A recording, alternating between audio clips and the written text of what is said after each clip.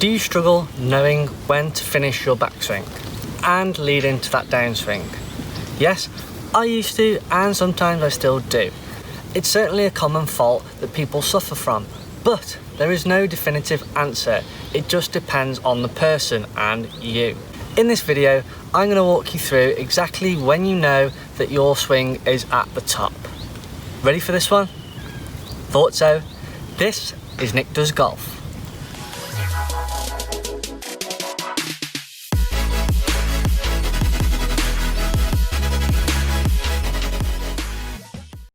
Hey golfers, Nick here. Welcome back to my channel, Nick Does Golf. Another video is ready to rock with fun-filled information ready for you to take out onto the course. I want to aid your learning so that you can improve, get your handicap down, and ultimately enjoy the sport even more. Today I'm going to be talking about backswings and how you know whether you've got to the top of your swing or not.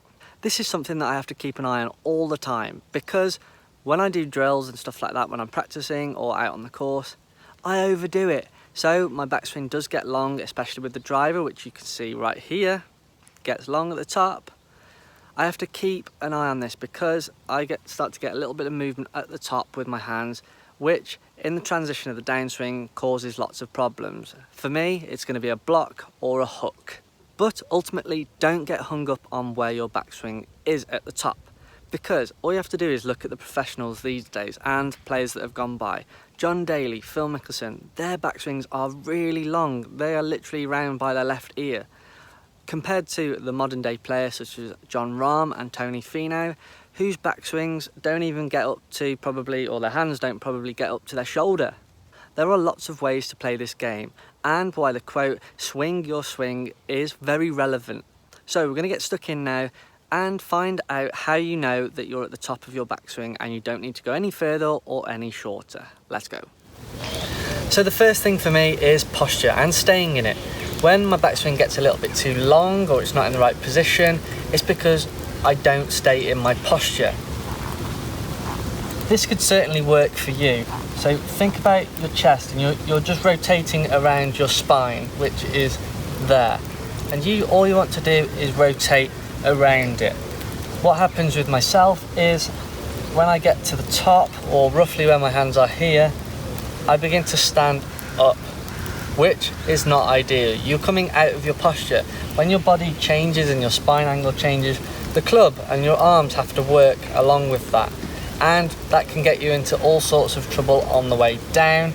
You try to rescue it by coming up and out of it, things like that. So staying in posture is pivotal. We're going to give that a go now.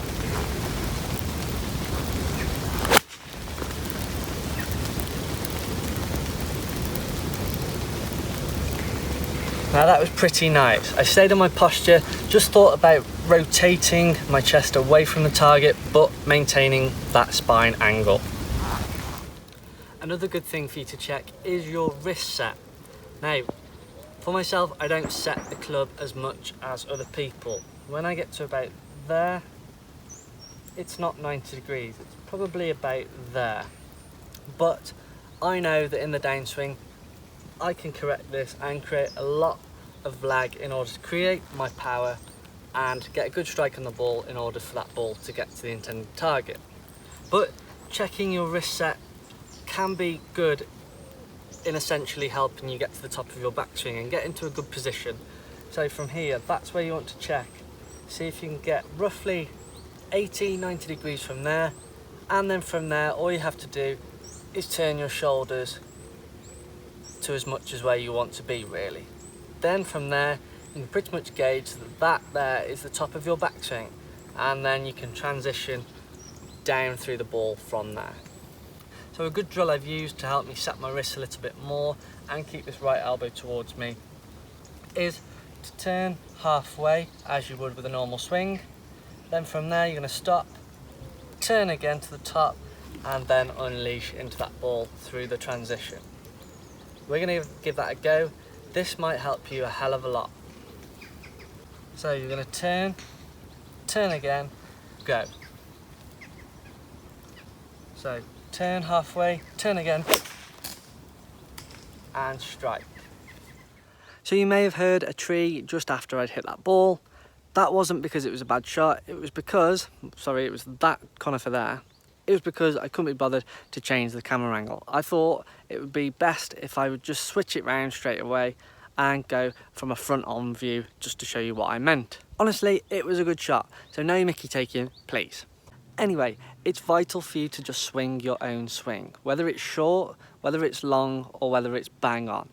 It doesn't matter, as long as you stay in your posture, get a good weight transfer and a full shoulder turn, you're going to be somewhere there or thereabouts. From my experience, this is just one of the things that you need to check up on once in a while, just to make sure that you're not sneaking into any bad habits. So go away, check up on what you're doing, see how you're getting on. If it's working, great. If it's not, do a couple of these drills, it's certainly going to help you. If you found that helpful and it's going to go a long way to improving your game, please make sure you hit that big red subscribe button down below if you haven't done already. Also hit the bell for those notifications every time I upload a new video.